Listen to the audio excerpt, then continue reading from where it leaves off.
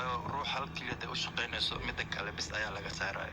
waxaan hadda dhiigayga u jeedaan meeshan intuuna ka baxaya waa dhiigayga bayb ayaa ugu jira oo xididkayda ka mid ah oo saaraya dhiigga. magacaygu saddexaan waa Warsame Maxamed Mataan. isbitaalka waxaan imaaday 2019 bishii 9aad. waxaan hadda laga joogaa umaleeyaa 10 bilood. waxaana lagu dhaqaa isbitaalkan ilaa hadda aan ku jira. isbitaalka marka baaritaan badan waa maray, isbitaalo badan waa maray, balse hadda isbitaalkan ayaa ugu dambaysa oo ku jira hadda oo dhaqmo iga socoto oo la dhaqaayo. marka daktarka waan la fariistay, waa go'aamo badan uu siiyay, laakiin wuxuu dhahay halka arrin oo caafimaad ku heli karto mise caafimaad kaliyaha kugu fiicnaan karaan. waayo adiga waxaa tahay in arday ah, nin yar daayar ayaa tahay. marka waxaa fiican sidii adiga caafimaadkaaga mise caafimaad alla haayo marka hore, laakiin waxaa la rabaa caafimaadkaas aad ku heli karto waa saddex mid waaye. mid alle inuu ku caafiyo oo la kasaa, iyo dhaqitaankan aa wado mar walba, iyo keli inaad gashato oo si fiican dhaqitaankan yaad iska dhaafto. waayo caafimaadkaaga markaas wuxuu noqonayaa caafimaad. hadda kelida markii lagu dhaqayaa leedahay wax walba ma qabsan kartid, adiga dhanba waxaa tahay ruux sariir saaran.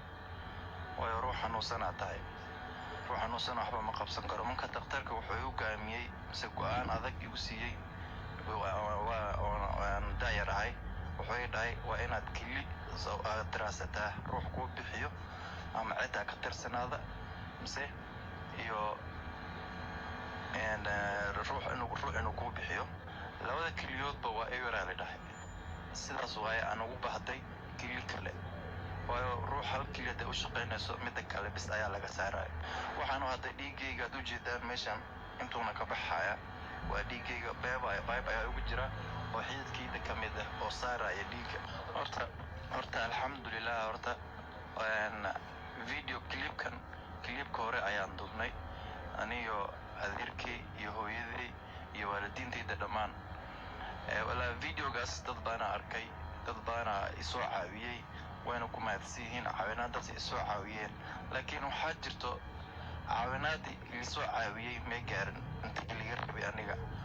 hadda daktarka wuxuu ugu dhahay qarash in la mid ah waxaa ku baxaysa markii la dhaho $30,000 sida loo qaan iyo ka badan. waayo ruuxa wuxuu u baahan yahay waxyaalo badan, daawo badan. wuxuu kula dhahay ruuxa markii loo geliyo wuxuu noqonayaa inuu helo mar walbo lacag daawo ku gato. waayo jirkaaga adiga kelida loo geliyo jirkaaga ka mid ma aha.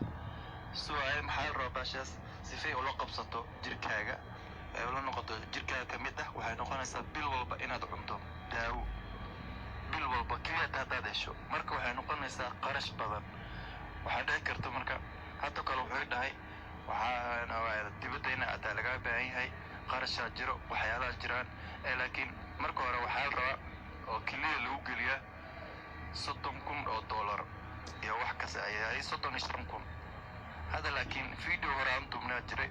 videoga hore ilaa hadda saad ii jeedaan videogana waa duubnay, dadna way soo saacideen, balse ilaa hadda isbitaalka ayaan ku jiraa. waxayna ku tusinaysaa markaas videogayga dadka hore arkay, waxay ku tusinaysaa markaas inta laga rabo lacagta aysan gaarin. marka hadda waxaan ka codsanayaa bulshada Soomaaliyeed hore ii soo caawisay, haddana waxaan rabaa inay caawinaad kale caawiyaan. waayo ruux maxaan ahay daayara oo ku xanuunsan isbitaalka ku jiro.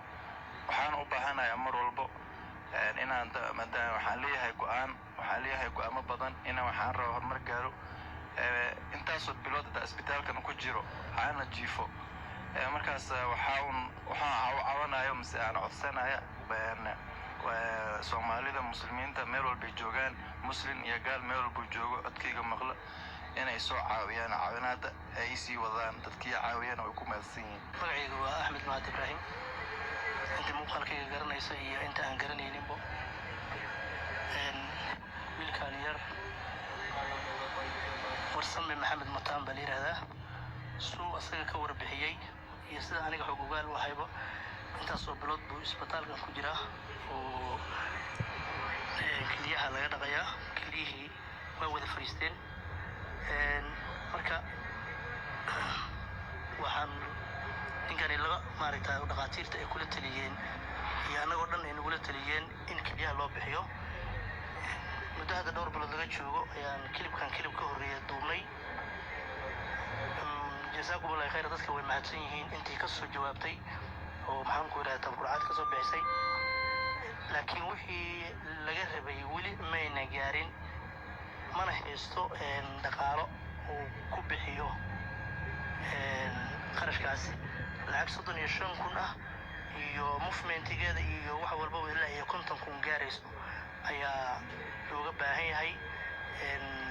marka muslimiinta, dadka Soomaaliyeed, islaamka, ummad kasta oo maxaan ku dhahaa kilibkaan aragto oo magaca muslimka sheeganayso laa ilaaha illa allah leh, wiilkaa yar annagana saa u garab taagannahay, dhaqaalana aana u haynin, in la soo caawiyo oo maaragta lagu soo caawiyo sidii uu ku heli lahaa caafimaad. ilaah baa haya keliyo loogu bedeli lahaa oo niyadiisa iyo qalbigiisa ay ku wanaagsanaan lahaayeen.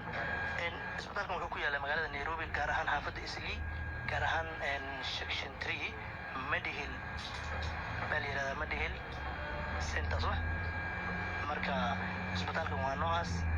waxa hadda lagu muftagareeyo oo dhaqitaankan ka caawiyo, muddo hore kaasha laga qaadan jiray, waxaa ka caawiyo waxa la yidhaahdo kaar NHIF la yidhaahdo oo macnaha waddanka Kenya laga diiwaangeliyey ayaa caawiya. kaasaa macnaha hadda dhaqitaankan iyo magaciisa nin walba iska garanaya. marka haddee sidaan iyo tuubooyinkan ma la dul fadhin karayo. insha allahu tacaala dadka muslimiinta ee kilibkan arka ee maqalkeena iyo muuqaalkeena garanaya iyo intaan garanayn oo islaam oo dhanba waxaanu ka codsanaynaa in aynu caawin. ilaah baa iska leh. waxaad maanta baxsato ayaa beri u baxsanaysaa. maalinta yowmal qiyaamana maxaan ku idhahdaa sadaqadii aad la baxday ayaa kaa horeysa. wixii lala baxay unbaa wax walba maxaan ku idhahdaa ka muhiimsan. marka saasaan ka codsanaynaa insha allahu tacaala. warsame allaha caafiyo oo wiilkaa yar bilaantiisa waad aragtaan. kilibka waxaa usoo duubnay in aan macnaha meel annaga aanan gaari karin ama arkaynin in laga arko si loo soo caawiyo. waa la soo caawiyey, laakiin hadda maxaan ku idhahdaa waqtigii corona iyo howle iyo waxbaa isdhex galay, caawinaadii kuma ayna filnaanin. waana soo bandhigi doonaa insha allahu tacaala markii wixiisa iskugu imaadaan ama ay iskugu soo aruuraan muslimiinta waan usoo bandhigi doonaa annaga oo ka mahad celinayno insha allahu tacaala.